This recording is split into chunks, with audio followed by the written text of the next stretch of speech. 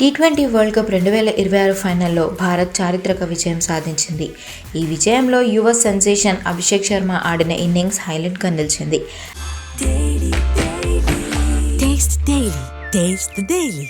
అయితే కీలకమైన ఫైనల్ మ్యాచ్లో అభిషేక్ అంతలా చెలరేగిపోవడానికి ఒక బ్యాట్ కారణం అంటూ సోషల్ మీడియాలో ఒక కథ చక్కర్లు పడుతోంది. ఆ స్టోరీ ఏంటో చూద్దాం.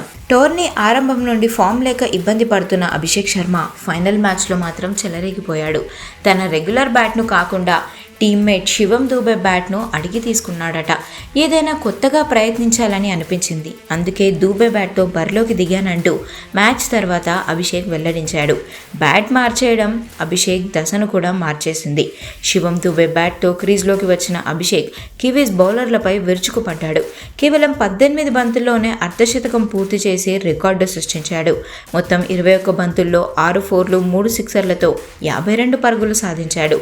ఈ ఇన్నింగ్స్లో టీ20 ప్రపంచ కప్ చరిత్రలో అత్యంత వేగవంతమైన అర్ధ సెంచరీ సాధించిన 3వ ప్లేయర్గా అభిషేక్ నిలిచాడు.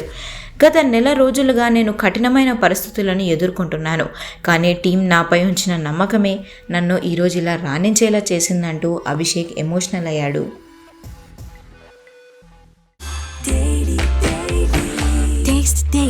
Taste the Daily.